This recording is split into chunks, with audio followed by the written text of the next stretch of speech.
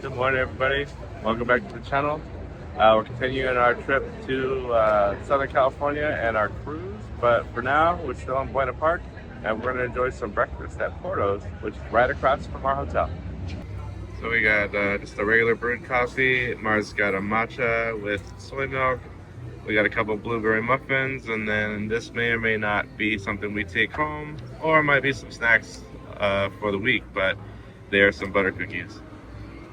All the food is all made here. Actually, everything's made here, but the pastries and stuff is what they're known for, and they bake them fresh every day. That's really good. So here's my blueberry muffin. I just want to know, you can tell it's fresh. It's nice and light, but still moist in here. Big blueberry. Sometimes if you buy like the pre-packaged one, there's so much preservatives, it's really dense. But this cake is really good. Again, light and fluffy, and the blueberries are juicy. You can tell they were probably fresh, or at the very least they weren't, frozen. So again, just a really nice treat. So top notch. I'd say this is just as good as the one in Burbank that we were used to. All right, we are now here at Norm's. It's a Southern California staple. It's one of my favorite diners. So if you're a diner person, come check this place out. There's several locations, and I think they are excellent. Alright, and then the inside is kind of a, I don't know, almost like a 60s, 70s vibe, a little mid-century modern here and there. But yeah, this, like I said, this is a Southern California staple, and in my opinion, one of the best diners out there, and it is a chain, so there's multiple locations. One of the places we miss, for sure. I ordered the club sandwich, came with fries. Mars got some eggs, and I think it was like a Mexican breakfast kind of thing. And then we got onion rings and chicken strips and shrimp. Future Nate here, jumping in. Realized we didn't really do a transition here, so we went from Norm's, where we met up with a friend, had a late breakfast, early lunch, and then we went back to the hotel and basically met up with our other set of friends, those of whom which we were going on the cruise with. So this next clip jumps right into it. So we basically hung out at our hotel for a little bit, and then what we were really getting together for was an exciting dinner at Medieval Times. So this jumps right into Medieval Times. We pick up from there. So here we go. Here's a look at some of the packages they have. We pre-booked our dinner package and tickets and photos, etc. Check-in process was really fast. We get our hats, they took some pictures, we get our table card, and then we were in the lobby. It all went really quickly. Alright, we are at our spot. We got table 1, which is the front row. Like, we got a moist towelette, napkin, bowl. These are all metal. And we got a great view.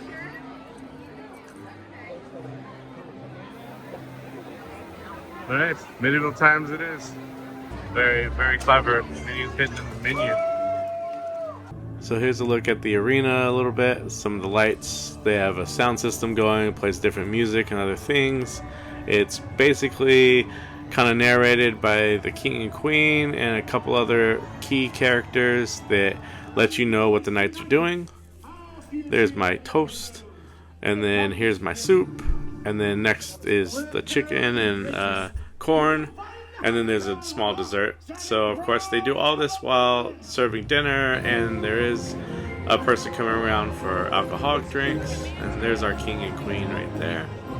So it's a really good dinner and show setup with plenty of interactive elements to keep you engaged. Each of your knights have arrived as warriors, sworn these rooms. The only one will emerge as the champion of champions. Hear now the approach of Don Alberto de Mal, the Blue Knights. So we were in the Blue Knights section. Each section has their own color knight to cheer for. Makes it easy to organize people into groups, and then again gives you that interactive element. This part of the show was showing off some of the fancy horse like walking and riding that they can do, which was pretty interesting. They also had a falconer, and this was really cool to see. Don't see a lot of falconers these days. And the bird flew around the arena, did a couple of laps. It was very impressive. Not really sure how they do that, but it was cool to see. Comes back in for its landing. So again, a mixture of different elements to keep you entertained while you're eating.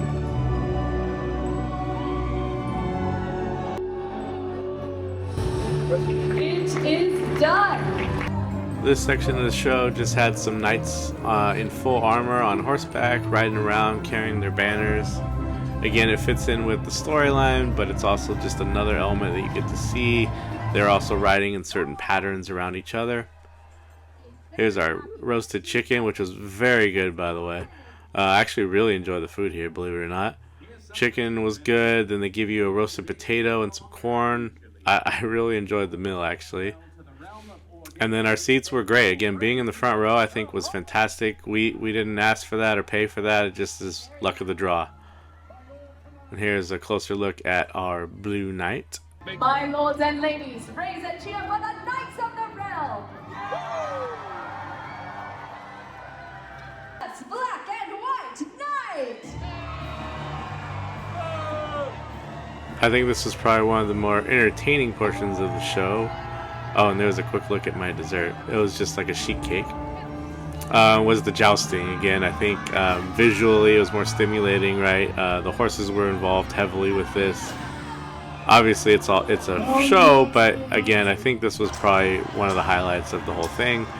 Many of the knights, though, don't resolve it in the jousting portion, and so they have to get off and fight hand-to-hand combat. Again, very entertaining, though. The music's very dramatic, so there's a lot going on. You got the whole crowd cheering. Everyone's cheering for their knights, so they add the element of sport to it. Again, I really do think it's a fun activity, a really good way to go spend an evening, especially too if you guys have been running around the theme parks or whatnot. This is a really great break from that. Still very entertaining. I think overall the show's somewhere around 2 hours or so. And then in this particular portion, our knight, gets off and goes and kind of awards someone. I forget what they called it, sorry, but they kind of pick a fan basically and anoint them. I think in this case it was Princess. The Queen makes her way over as well, which he's about to go up and see her. And again, the interactive elements are fun. You can see the family's really getting into this, waving their banners around, and all that comes with your meal, by the way. You get the little flag and the banner and the little paper crown, and people really get into it. And I think that element, combined with just a good meal and a show, really appeals to different types of people. Lift your voices once again for their royal majesty. So this was just something towards the end. Ultimately, our knight was proclaimed the victor, so he was the winner of the whole thing, which was really cool. I'm not quite sure if I've ever been there and had my knight win before, so thought that was kind of fun. And again, no matter what, everyone just really seemed to have a good time, and again, cool way to kind of kill about 2 hours or so.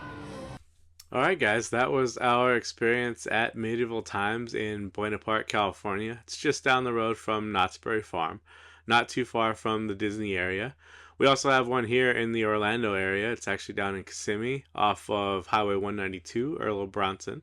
And I think they have a couple more locations too, so check them out. Everything's on their website, so that was very helpful in planning this, since we were planning this with a couple other groups that were in California at the time while we were in Florida. But despite that, it was really easy to book everything, really easy to find out the information. I felt like everything was answered on their FAQ page or just in their main website, and so that was extremely helpful. And actually, when I booked it, I misbooked a couple of my friends' kids. They're actually old enough to be considered adults now. So originally, I booked them as children. I called their customer service, told them what happened. The gentleman that helped me, extremely helpful. And what was great is he understood what went wrong or what I did wrong right away. I didn't feel like I had to explain it like 8 dozen times, because let's face it, sometimes that happens. But I called right away, explained it. He picked up on it. He says, no problem, give me a minute. Did his thing. I think he maybe put me on a brief hold, but nothing, to get in a fuss about. And he comes back on and says, hey, no problem. Can you just reiterate the payment information? You're going to get a new confirmation, but same reservation. Nothing's changed. We still got you, all that good stuff. So it was real easy to make that change. It was on me. I made the mistake, but a lot of times, right, what happens after that is how do we fix it? And they were right on it. And I felt like that was really good customer service, and they really made that process easy. As far as the pricing goes, it was 96 and change for the adults, and it was like 70 and change for child's ticket. Now, we did have one of the higher tiers, so ours came with the photos. So they did take photos of us at the very beginning. When we first got there, it was kind of a posed photo, and they had us do one regular, we're all smiling, and then kind of one with goofy faces, being silly. And I believe they gave us two of each, or one of each, I should say, so per group, if I'm not mistaken. I just know they came by later while we were, can't remember, we might have still been in the dining room actually, and they found us. They had a stack of them in their hand in those real thick cardstock photo things that you get at other theme parks, other places. And I thought they were going to try to sell us on it, and be honest, I totally forgot that was included in our package. But it was really nice. So in hindsight, I am glad we did that package. Just one less thing to think about. For Mars and I think most of our group, we all prepaid all this before we even got there. I mean, I'm the one that made the reservation, so I booked everybody at once, but I believe everybody, sent me their money and all that before we got there. So for all of us, it wasn't like this cloud hanging over our head of like, okay, we're on vacation, but how much cost am I racking up? So I make it a point to mention that because we've certainly been there, Mars and I, and it kind of sticks in the back of your head. I'm sure some of you are the same way. So I want to make that point. Comb through the different packages, and I say if you're on the fence and you can do it, go out and spring for the higher one, because it was just nice to just have that peace of mind. And again, in our case, not peace of mind because I forgot, but it was a nice surprise, and I was happy to have the photo. It was a really great time. For this particular trip, just a little backstory. This was something that we'd never done together quite as a group. All of us, we've all done it on our own or with parts of this group. So this was a really cool experience, and I'm glad that we have those photos now to commemorate it and remember it. Check it out for yourself. Do what's best for your situation, but we did this one and we thought it was really great. Now, we did order a couple of drinks while we were at the show. My critique with that is the server doing the drinks, unfortunately, was very slow. I don't know if that's by design. Maybe they don't want you to drink too much, and that's fair. But they should say that. They should just come out and say, hey, you know what? You're limited to X. Because if you go in there with this idea that you have this dedicated server, even for your section, which they're large, but not that large, especially if that's all they're doing is getting drinks. So I definitely, take off some points for that. Now, the guy doing our food, he was really good. I felt like he was on top of it. I believe he was also doing the non-alcoholic drinks, so soda products and tea and stuff like that. I think lemonade was one too. And then later in the evening, he offered coffee. But I felt like he was pretty good. I felt like he was on it. Now, he may have more of a schedule, of course, because, the food's being pumped out, and I'm sure there's a time frame where everyone's supposed to be on the same course. So, again, I get that part. But I thought he was good. Now, with both servers, the drink one, they would come out and they had a mobile device, a handheld POS system. So you would actually purchase the drinks on there, and you had your option to leave a tip, or you could pay cash for tip. I don't know if you could actually pay for the drink with cash. I kind of think everything was through the device. Now, with the server, since essentially you had already paid for the meal, that was already taken care of, but what you hadn't covered was the tip. So it does say, not only on their website, but you get a couple of emails in advance of your reservation that'll tell you, hey, you can arrive, I think it was like 70 minutes before the show on certain times, blah, blah, blah. Ours was a 5 o'clock show, so it was like 3:45 you could get there.